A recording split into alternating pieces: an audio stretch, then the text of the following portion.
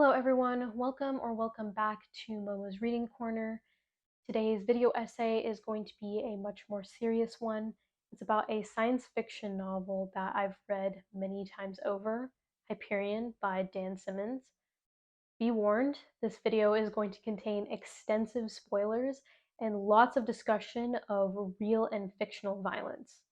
And believe me when I say that these spoilers are going to be extensive because I talk in length about the pivotal plot twist at the end of the book. Hyperion is a science fiction novel written and published by American author Dan Simmons in 1989. It is the first installment of a 4-book series and it received a Hugo Award for Best Novel. When I first read this book, I was fascinated with how many philosophical, religious, and ethical questions Simmons managed to grapple with in less than 500 pages. If you've read the book, you might remember that the overarching narrative is broken down into parts, and the majority of those parts are serving as backstories for the main cast of characters. In this video, I wanted to look into some of these stories through the lens of precarity, which is the condition of vulnerability, displacement, and insecurity, to see what Hyperion can teach us about human suffering. But first, let's talk about what precarity is.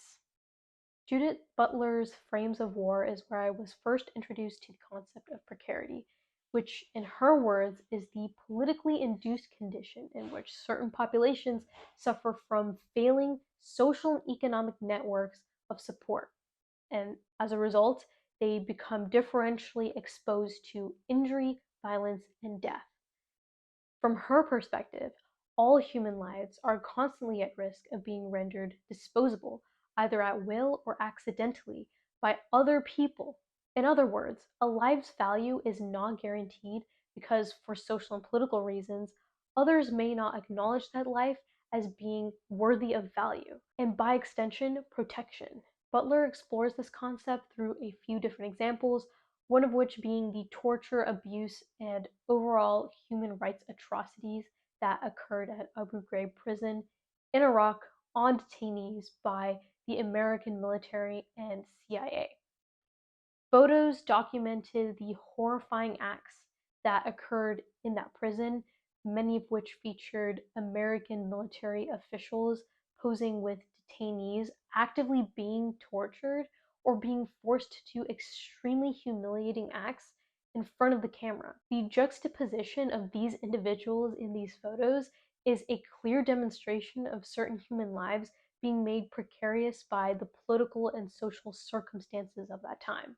For some additional context, the US was maintaining this detention center to contain foreign POWs during the Iraq War, which included common criminals as well as insurgents who opposed the post-invasion Iraqi government.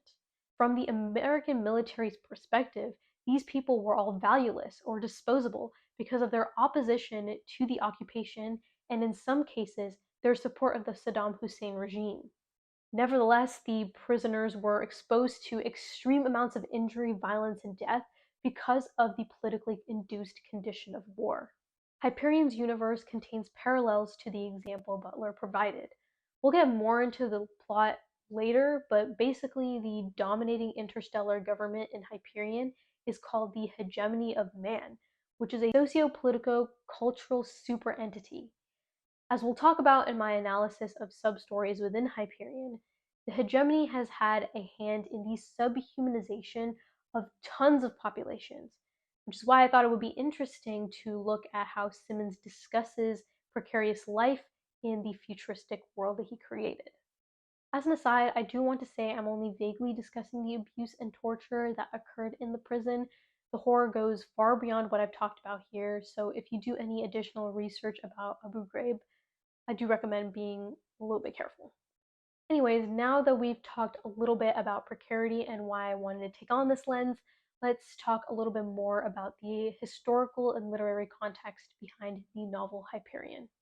John Keats was an English poet born in the late 18th century in the midst of the French Revolution. During this time, Romanticism and Romantic literature were beginning to take over artistic consciousness as a response to aristocratic political and social norms. The revolution had a pronounced effect on English Romantic writers of this time period, including Samuel Taylor Coleridge, Jane Austen, and to some extent, John Keats. Hyperion is an unfinished poem by John Keats that chronicles the fall of the Titans and the succession of the Olympians. The poem illustrates the struggle for power between new and old systems, between the Titans and the Olympians, between the French monarchy and the French people. Ultimately, the successful takeover of the new is what is discussed in this poem. In Book 2, Oceanus, the oldest Titan, explicitly says that the successors are more beautiful and that he will yield to them because they are, quote, born of us and fated to excel us. The notion of beauty, which is a romantic concept, is consistently referenced in this book, particularly with Oceanus concluding that without beauty, a system is doomed to fail and be replaced. Hyperion the novel borrows from this poem and even Keats himself heavily, but those references are not really going to be the focus of my discussion. Instead, I want to look at the idea of old systems of power yielding to new ones, and more specifically, the peoples whose lives are made precarious in the transition, specifically in the world of Simmons' Hyperion. I think I've laid all the groundwork here, so let's get into the plot. Hyperion is a planet that is not accessible by Farcaster, which is a piece of technology capable of transporting people from point A to point B instantaneously. Hyperion is also home to the Time Tombs, which are mysterious monuments no one really knows much about, and an ominous creature called the Shrike, which is described as a creature which defied physical laws and which communicated only through death, which sounds pretty ominous. The story begins from the perspective of the consul, who was the former governor of Hyperion sometime in the 2700s. The consul wakes up and is contacted by the CEO of the governing body of the universe, otherwise known as the Hegemony of Man. He is told by her to join 6 other individuals on Hyperion to embark on a Shrike pilgrimage for the purpose of rooting out an ouster spy. Ousters are a human society that exists outside of the hegemony that have genetically modified themselves to live in the outer reaches of space, and they are allegedly headed straight for Hyperion. The Shrike pilgrimage is known for never having a survivor. No one has ever returned from the Time Tombs on such a journey. However, mysteriously, the consul agrees to this proposition and eventually ends up on a tree ship with the other members of the trip. They all agree to tell their stories and the reason why they decided to be here on what is widely considered to be a suicide mission. Each of the stories told offers a different window into life within the hegemony. I wanted to cover all of them, but the video would be too long to do so we're just going to be looking at a few, starting with the priest, in a story called The Man Who Cried God. This story is told by Father Lenar Hoyt, a Catholic priest. His tale consists of diary entries from his friend and mentor Father Paul Duret, who has been chosen to take an anthropological assignment in Hyperion. Hoyt accompanies him on the way to Hyperion, during which Duret explains that he will be visiting the Bikura, a mysterious legendary tribe located on the planet. As he begins his journey, Duret chronicles his travels through extremely dangerous terrain. At one point, he wakes up to his guide murdered while he himself was spared. After finally finding the Bikura, he finds them to be incredibly odd, as they all look to be in their 40s and are complete airheads unable to hold a conversation. It's revealed that the Bikura were responsible for killing his guide for being an intruder, but spared Duret because he was wearing a cross around his neck and was considered of the cruciform. Over a period of time, he observes them and finds they don't do much of anything except periodically go down a cliff for an unknown reason.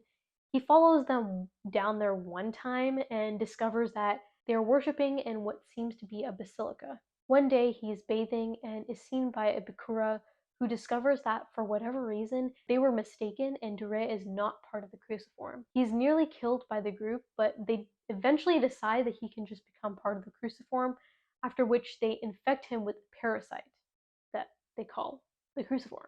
After trying many times, he discovers he can't remove it. At some point, one of the Bikura dies and is resurrected at the basilica, but it's a flawed reproduction. Dure realizes that the cruciform makes it impossible for the Bikura to die, and also the reason why they are the way they are, shells of human beings. It's because after each resurrection, they become less and less human. The copy each time is less and less perfect. Dure is horrified and wants to escape his fate, so he ties himself to a tree that generates electrical charges and causes wildfires. The idea was to cause himself enormous amounts of pain to eject the parasite from his body or kill it. Unfortunately, he was continually burnt to crisp and then resurrected for 7 years straight until Hoyt manages to find him and remove the cruciform from Dure's burnt flesh. Unfortunately, in the process, Hoyt becomes infected with two cruciforms, one of which was Dure's. The entire area is eventually nuked, and the Bikura are wiped out. Alright, that was a lot. Let's talk about the Bikura. As we learned very early on, they're obsessed with the cruciform. The cruciform is their religion and they are the cult. Their obsession is disturbing because the object of their devotion is a parasite that over time removes their agency, individuality, reproductive ability, and to some extent, their self-awareness. We see the Bikura have no hesitation killing the person that they perceive to not be of the cruciform. The only time they do hesitate with Dure is because he had been wearing a cross and had prayed with them in the basilica, proving to the Bikura that he was willing to become one of them. The precariousness does not end there. Once he is coerced into becoming one of the cruciform, he is still vulnerable because he is forced to confront the fact that he will eventually become a mindless instrument. The horror and anticipation of being stripped of agency and free will was akin to torture for him. He had to then physically torture himself to achieve the best possible chance of being free from this outcome. It is not intentional on the Bikura's part, though. In fact, the Bikura are unable to give themselves value. The cruciform has already rendered them meaningless and disposable, which is why it wasn't difficult for Hoyt and his rescue companions to decide to nuke the entire tribe. To them, after ending Dure's suffering, there was no human life left to save. At its essence, this story is about faith under subjugation. The Bikura and Father Paul Dure are the same. They are subjugated by the parasite that inhabits them. From the moment of infection, they were instruments for the parasite's survival. All other human aspects were to slowly be eliminated in favor of keeping their vessels operating. Despite this, the Bikura hold a religious reverence for the parasite that relies on them, while Dure does everything in his power to escape it, all while crying out to his own god. There is an interesting parallel here between the story's characters and real-life examples of how people react while under religious persecution. The Spanish Inquisition was established in 1478 and essentially forced Jewish and Muslim people to either convert to Catholicism or be displaced. There was a ton of violence, riots, torture, and executions, leading to the death of many newly converted people. If non-Catholics wanted to avoid threat to their physical well-being, they had to either honor their new religion or leave Spain. It really was a losing situation for these people. Their lives were precarious because of the political circumstances, just as Dure's life was. They were subjugated. The next story is called The War Lovers. This story is told by Colonel Fedman Kasad. I don't know how to pronounce that. At the time the story begins, Kasad is a trainee for the Hegemony's military called Force. He is training and almost dying in a simulation of a battle when he is unexpectedly saved by a woman he doesn't know. After he leaves the simulation, he realizes he can't find her in the training academy, but only in other battle simulations. Later in life, after becoming a successful Force soldier, he is visited by the woman once again in his dream, but he isn't able to glean anything from her. At some point, Kasad is sent to a planet called Brescia to defend it from a large-scale ouster attack. He is exceptionally brutal in this battle and succeeds in getting the ousters to retreat, but not without becoming injured himself. He is placed in a medical ship to return home, but the ship is attacked by, you guessed it, more ousters.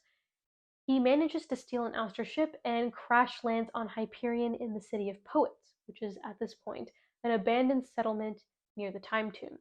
After waking up, he meets the unknown woman, this time in the flesh, who tells him that her name is Moneta. She shows him the Time Tombs and drops some lore saying that the tombs are surrounded by anti-entropic fields that caused the tombs and herself to move backward through time. And after providing this explanation, she gives Kassad a skin suit that gives him superhuman abilities before they all join up with the Shrike itself, who we also learn is able to control the flow of time. Together, the three slaughter an entire Ouster encampment, intentionally leaving few survivors to escape into space carrying a message. And then, during their subsequent horizontal tango, Moneta shows Kassad visions of a brutal and all-encompassing interstellar war. After this, Kassad falls unconscious and wakes up in the custody of Hyperion Space Police. After that point, traumatized, he leaves the military service completely and disappears from society with the exception of participating in some anti-war movements. And that's the end of Kassad's story. Kassad's story is important to the entire plot because it includes a massive lore drop about the Shrike and kind of hints at the purpose of the violence it inflicts. But more interestingly, a recurring motif in this story is war. Kassad was a relatively high-ranking soldier. He spent his entire youth training to kill. He meets Moneta, who is probably just an extension of the Shrike itself, for the first time in a battle simulation of the 100 Years' War. He earned the name Butcher of Brescia for the atrocities he committed on the planet while defending it from an Ouster attack. Before his final encounter with Moneta, he absolutely was a ruthless destroyer of life and was addicted to it because of his obsession with Moneta, who only seems to appear when he is committing literal war crimes. Not to mention, Moneta's message was that there will be an interstellar war, which Kassad now believes she intended for him to start. Kassad himself, at least the old version of himself, is the symbol of hegemony violence. He was seen as a hero by hegemony soldiers, where others saw him as a cold-blooded killer.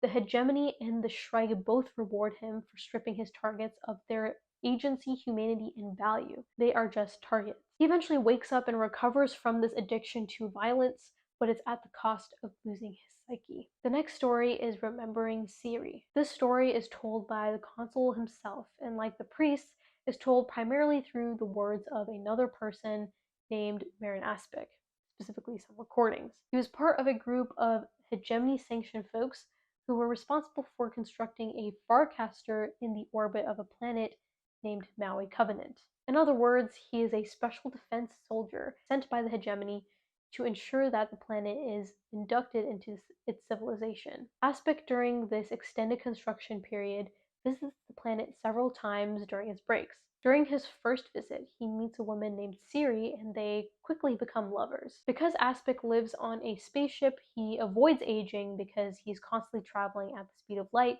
with the exception of when he's spending actual real time on Maui Covenant. So each time he visits Siri, she's much older.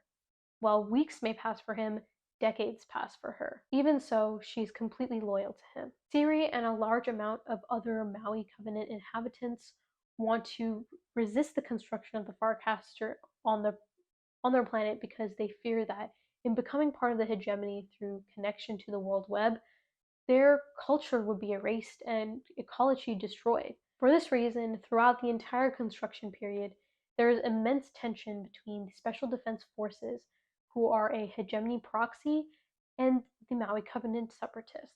On his second to last visit to the planet, which also happens to be the last time he sees Siri alive, as she's 70 at the time and he's still 23, Siri asks him what will happen to the Farcaster when it's finally activated.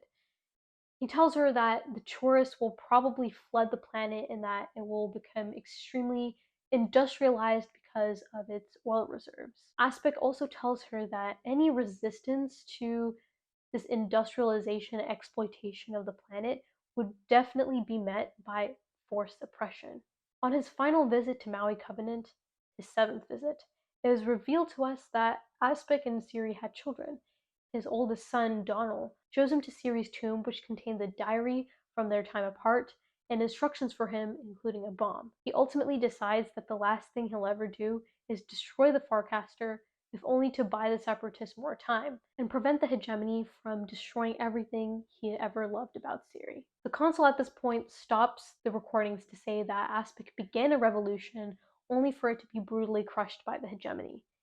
Aspic's son, Donald, who we learn is actually the consul's father, embraced the hegemony wholeheartedly, at odds with what his father died for, and allowed the planet for Maui Covenant to be completely destroyed in favor of industrialization. The consul, upon learning of his roots, decided to act as a spy in the hegemony, working for it only until he gets the opportunity to destroy it completely. He gets that opportunity when he is sent by the hegemony to deal with the ousters, where he instead becomes a double agent. He learns from them that the horrible existential event that destroyed old Earth and forced humanity into space was an intentional act by the hegemony's masterminds. And as it turns out, the ousters are not barbarians, but a very technologically advanced variant of humanity that has been pushed into the margins by the hegemony.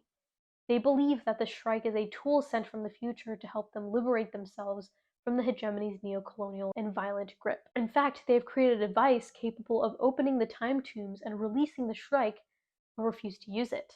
With this information, the consul killed all of the ousters guarding the device and used it to release the Shrike. Apparently, the consul himself is the spy that the hegemony CEO warned him to root out, and unbeknownst to the hegemony leadership at this point, he has just started an intergalactic war. Every action the consul has taken from this point onwards was in the interest of drawing the hegemony closer to Hyperion, to use the Shrike and destroy it. That was a lot. Let's start with the obvious. The hegemony sucks. It schemed up the destruction of the Earth, humanity's ancestral home, for the purpose of humanity's enslavement. It is greed to its most extreme potential and has, over the centuries, become the biggest colonial project imaginable. The dynamic between the hegemony and Maui Covenant is partially parallel to the United States occupation and subsequent annexation of Hawaii in the late 19th century. It was illegally invaded and overthrown by US Marines in 1893. Afterwards, as a new state, Hawaii became a central location for sugar plantations and other forms of economic exploitation. The reason for unlawful invasion? US leaders were afraid of other countries' economic interests in Hawaii, namely Japan. Simmons is drawing clear historical parallels between modern imperial powers and the consequences of their actions. Whether you are a soldier in force or an inhabitant of a colonized planet, there is no escape from the consequences. Simmons goes as far as to say that the ultimate consequence of the hegemony's actions could possibly be the destruction of literally everything. The consul is an agent of revenge. He wants revenge on humanity for rendering the lives of his ancestors meaningless and precarious. He wants revenge on the values that led everyone to this point: greed and desire for power, which by definition requires certain populations to always lose. He thinks humanity is irredeemable because of these values. And his companions on this pilgrimage seemingly agree with this notion, because they don't kill him upon learning that he doomed them all to an inevitable death. This is Consul's one-man revolution, and they are unable to stop him. Hyperion is a disturbing but revealing story about human suffering. It shows us what human beings are capable of doing to one another and what human beings do out of sheer desperation. Each of the pilgrims has an unimaginable burden driving them, and their stories show immense suffering that mirrors that of people in the real world, past and present. Hyperion also shows us an alternative perspective to view our relationships with other people. Some characters in Hyperion are completely fleshed out and humanized by the storytellers, and others are completely brushed over and ignored as if they were mannequins. Even so, we notice them. For example, the ousters. A common thread throughout all of the narratives that I've discussed in this video has been the hegemony or other people living within the hegemony viewing ousters as a barbaric enemy, as an uncivilized population that is so far removed from humanity that it is undoubtedly a threat.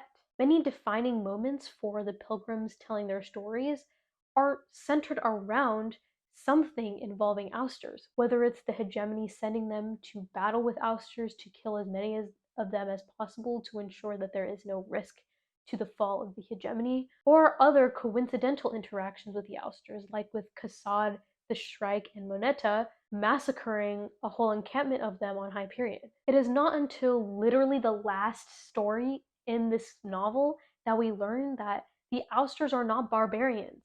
They are intelligent, they have technology, they are victims of the hegemony's colonization. yet they are systematically eliminated as a survival strategy by the hegemony.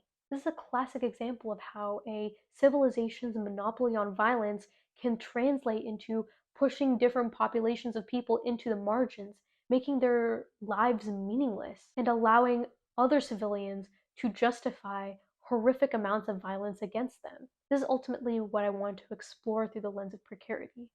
Simmons' point may just be about this violence and suffering that exists while the most powerful fight to keep their power.